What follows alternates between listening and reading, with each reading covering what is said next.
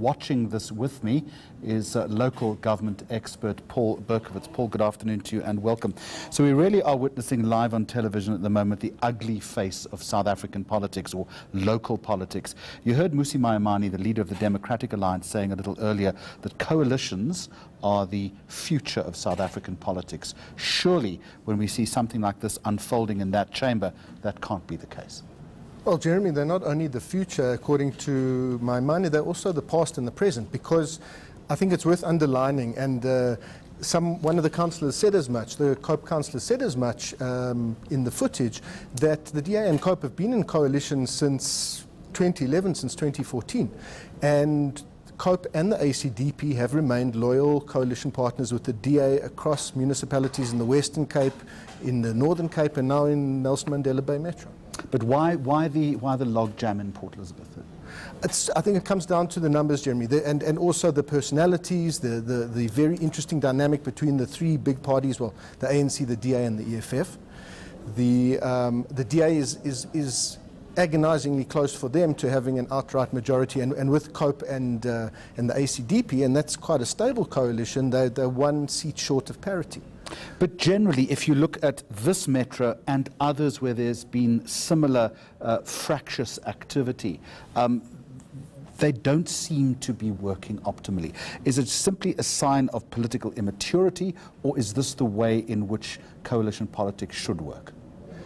I think it's a little bit of both, Jeremy. I think some of the parties, the ANC is maybe not used to governing in coalition in a lot of areas where it's had an outright majority in many areas. The EFF is relatively new to politics, and there are accusations not just from the EFF but partners or former partners like the UDM that the DA rides roughshod.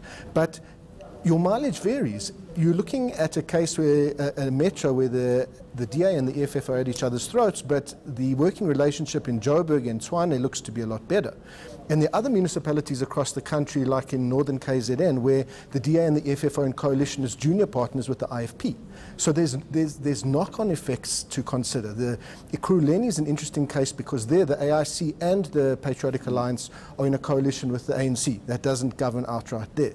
And if the AIC and the Patriotic Alliance are now feeling more friendly and have some kind of détente with the DA, what does that mean for Ekurhuleni?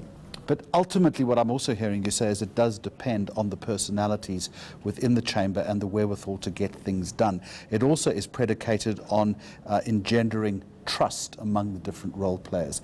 That would seem to be the most difficult thing, and we're seeing that play out in the chamber right now.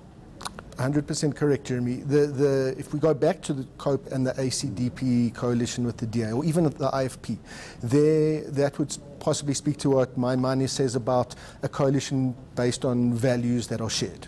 It's no secret that the EFF's economic and socio-political values are very different from the DA. The DA is a lot closer to COPE, to ACDP, very socially conservative values.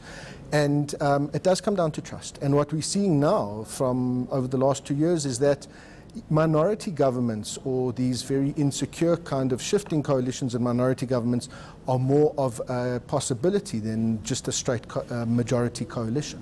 There's also a line, Paul Berkowitz, between robust politicking and chaos, scuffles, and, as you heard in the council chamber, reports of death threats. That's not good enough in a modern democracy. It's not good enough. And a lot of this, Jeremy, is the politics of spectacle. There's parallels to EFF making statements about cutting the throat of whiteness.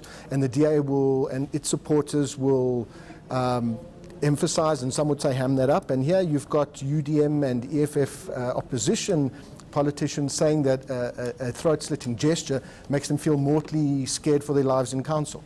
So there is a little bit of acting in history. So you've got to separate the rhetoric and the theatre out of this sometimes. They are politicians. They do ham it up a little for the... But it would appear in this particular case that maybe it's just inching towards some sort of line.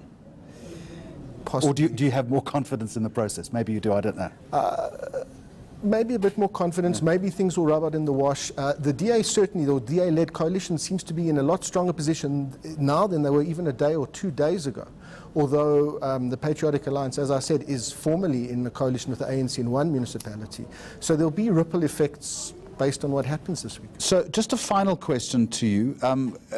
and it was pointed out by one of the councillors that it's all very well and good to witness the theatre of politics, as you refer to it, Ed.